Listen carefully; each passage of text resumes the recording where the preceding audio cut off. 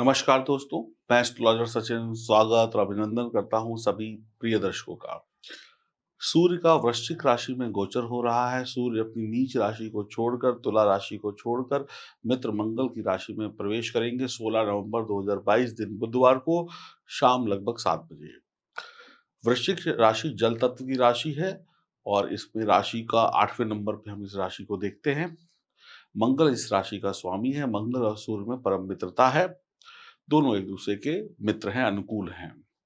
भारतीय ज्योतिष की बात करें तो वृश्चिक राशि सभी राशियों में सबसे ज़्यादा संवेदनशील राशि है। यह हमारे शरीर में तामसिक ऊर्जा को नियंत्रित करती है, साथ ही साथ हमारे जीवन की उतार-चढ़ाव पर भी इसका विशेष प्रभाव पड़ता है।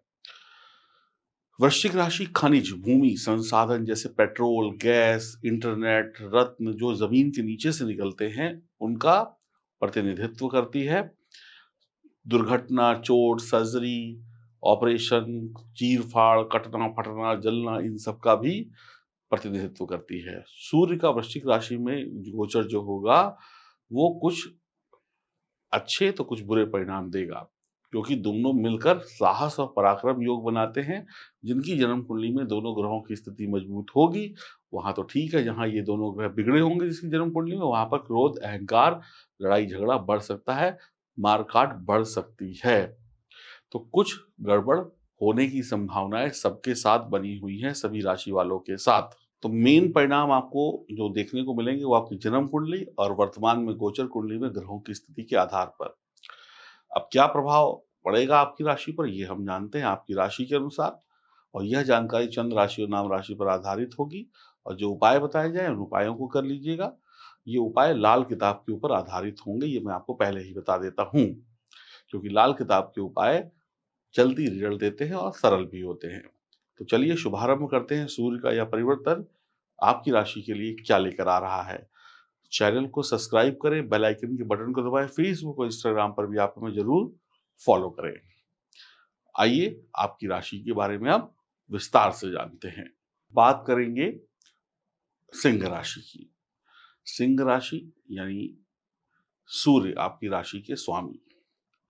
सिंह राशि के जातकों के लिए सूर्य लग्न भाव के स्वामी हैं और आपके चौथे भाव में यानी गृहस्थ का जो घर होता है वहाँ पर ये परिवर्तन होगा, यानी सूर्य चौथे घर में जाएँगे। अब चौथा घर जो है, यहाँ पर कोई भी ग्रह बहुत अच्छे रिजल्ट नहीं देता है। तो चौथे घर में जब भी सूर्य जाते हैं तो थोड़ा-सा पीड़ित हो जाते हैं। सूर्य का वृश्चिक राशि में यानी चौथे घर में गोचर करना सुख-सुविधाएँ तो आपको देगा। आपके घर में चीज़ें आ जाएँगी, आपके घर में जो चीज़ों की कमी थी वो चीज़ें पूरी हो जाएँगी। आप नेता हैं, अभिनेता हैं, राजनेता हैं, तो आपके लिए ये अवधि ठीक रहेगी। कहीं न कहीं आप प्रॉपर्टी भी बना पाएँगे, कहीं न कहीं राजनीति और अ, फ़िल्मी दुनिया या मीडिया की दुनिया में अपना नाम भी कमा पाएँगे। सरकारी क्षेत्रों में भी विजय हासिल होगी।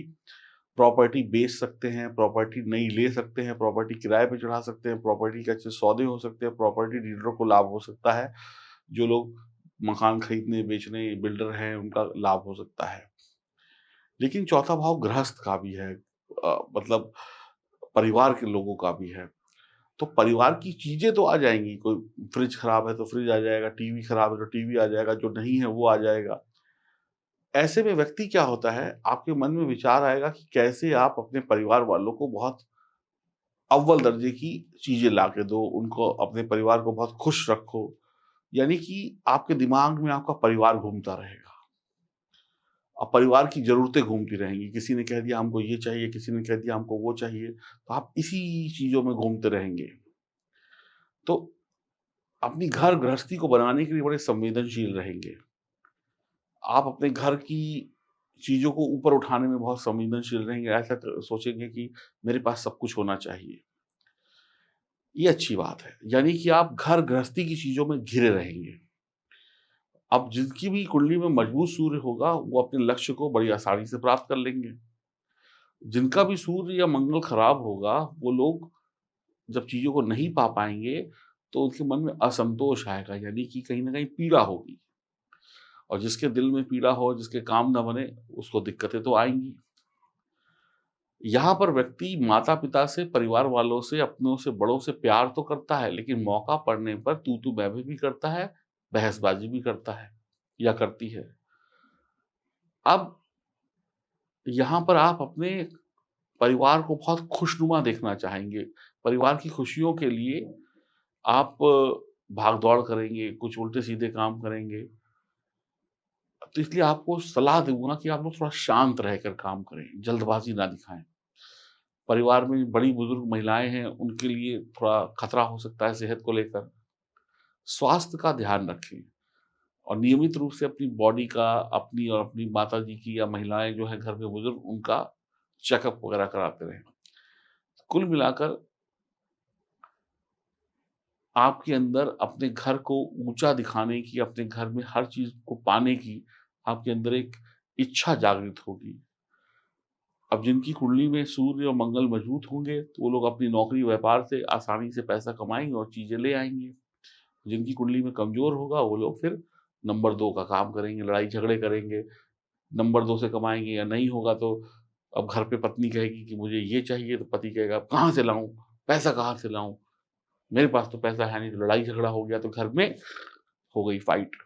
और जिसके पास होगा कहेगा अच्छा लो अभी मोबाइल निकालो, अभी ऑर्डर कर देते हैं, कल आ जाएगा। तो ये मंगल और सूर्य की क्या स्थिति आपकी जन्म कुंडली में है, उस पर निर्भर करेगा। और कई बार क्या है बहसबाजी हो जाएगी, जाओ कमा के देखो तब पता चलेगा कि कम पैसा कैसे कमाया जाता है, बस मुँह खोल देते हो। होता है ना घर में इस तरीके की चीज़ें होती हैं, तो टेंशन बढ़ेगी। आप बुद्धिमान होंगे, दयालु होंगे, एक अच्छा कुशल नेतृत्व भी होगा आपका, आमदनी भी आपके पास आएगी, लेकिन खर्चे भी बहुत आएँगे, ज़रूरतें भी परिवार की बहुत आएँगी। कई बार कुछ लोग ऐसे भी होंगे, बहुत ध्यान से सुनिएगा, कुछ लोग ऐसे भी होंगे जिनके पास पैसा खूब आएगा, लेकिन महाकंजूस होंगे, पैसा दबा के रखेंगे। पैसा है लेकिन खर्च नहीं करेंगे, तो भी घर में कलह-कलेश हो सकता है।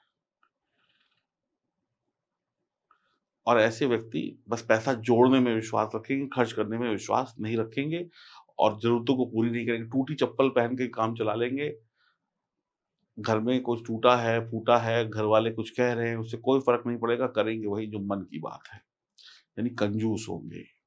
कुछ नए रास्तों से भी आप धन कमा सकते हैं। कई बार यहाँ पर व्यक्ति लालची हो जाता है, जब उसकी कमाई नहीं होती है, तो व्यक्ति लालची हो जाता है। अब लालच बुरी बला है। अब लालच में वो ईर्ष्या करने लगता है, दूसरों के माल पे नज़र रखने लगता है, चोरी करने लगता है, दूसरों को नुकसान पहुँचाकर, हेरा-फेरी पहुँचाकर अपना मतलब सीधा करने लगता है। तो ऐसे में भी आपको नुकसान होगा, नंबर 2 के काम करने लगते हैं तो नुकसान होगा। 3 स्थितियाँ बनती हैं, या तो आपके पास खूब अच्छा पैसा आएगा, आप अपनी ज़रूरतें पूरी करेंगे। दूसरी स्थिति बनेगी कि पैसा खूब आएगा लेकिन आप महाकंजूस होंगे। तीसरी स्थिति बनेगी कि आप बहुत लालची हो जाएँगे, खर्चों से ज़्यादा आपकी डिमांड हो जाएगी तो फिर आप नंबर 2 के रास्ते पकड़ लेंगे। ट्रांसपोर्ट, प्रॉपर्टी डीलर जैसे जो काम हैं, इनको अच्छा लाभ होगा।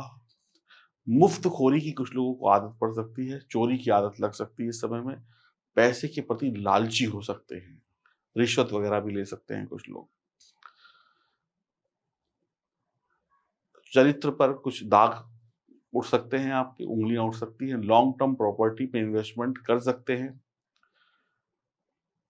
लोहे या लकड़ी के व्यापार में ना जाएँ तो बेहतर है। सोने, चांदी या कपड़े का व्यवसाय करना ठीक रहेगा। मछली खानी नहीं है, पाल सकते हैं, शराब नहीं पीनी है। सरकारी अधिकारियों से, घर के बड़े-बुजुर्गों से तर्क-वितर्क नहीं करना है। उल्टे-सीधे बुरे कामों में लिप्त नहीं होना है।